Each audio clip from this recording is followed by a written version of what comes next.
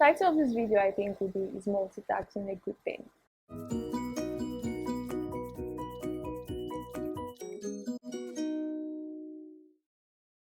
So how do I used to plan my time in the past? So very normal. I used to have a to-do list, right? You just have a list of things you want to do for the day, and they can be very varied, totally different from each other. And then you just write them down and start ticking them off as you go. So I was a very strong user of that method in the past. It was at this moment that she knew.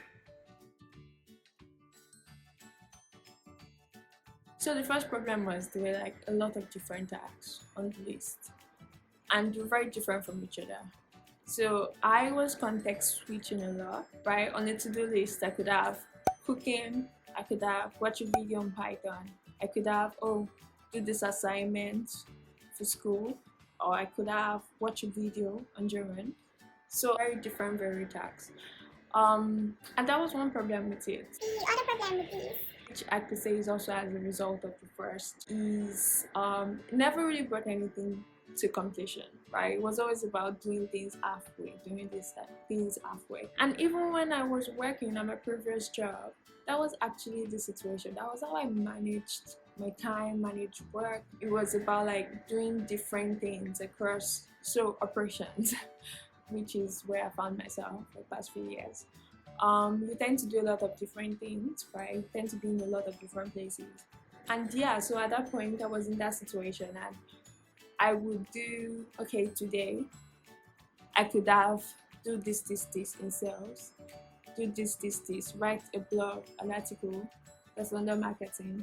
I could have something under product development. So it was just different things under each of these, right? And tomorrow is like pick up from each of these different things again. So yeah, that was what it was like. And what I found so far, what I found about it was it's very exhausting, and you tend to prolong success by doing that.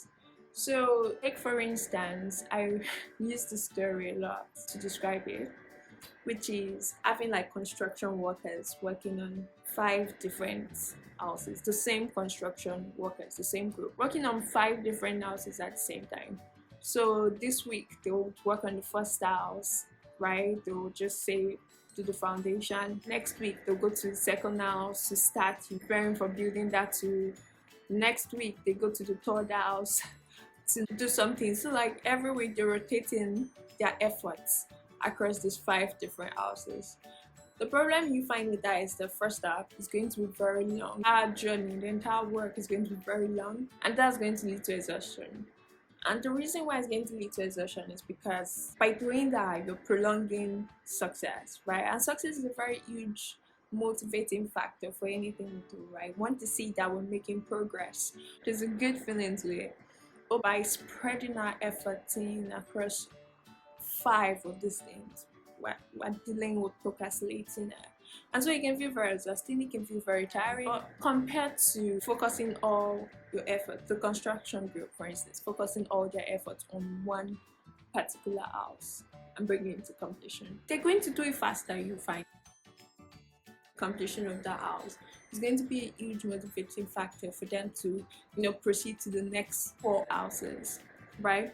And so I find that thing about multitasking, about spreading our efforts across so many things, we prolong success on each of those things. And it just get very complex and very exhausting, and the amount of effort you need to start on your to-do list or start on some of these things becomes higher. Initial effort is just way up.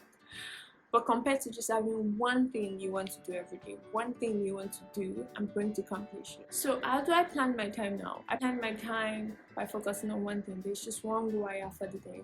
It could be to write a blog post, for instance. It could be to make a video on Python. So that's how I plan my week, that's how I plan my day. Focusing my effort on just one goal. And so I've also been doing this thing where I try to plan my month, focus my month, like a month on one goal, on completing one goal, right? So for this month, it could be to complete an entire course on Python. Means that's the priority, that's the top thing, that's the most important thing for me to do. Like all other things are just there, they're just by the side. And so having that one fixed goal is like you always know what you're supposed to do, you always know what's important. So that's what I try to do now.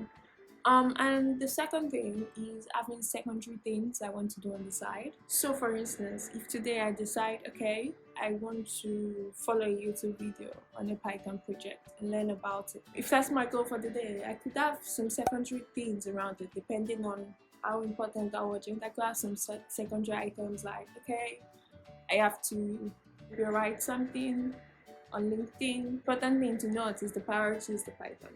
The primary goal is the course, not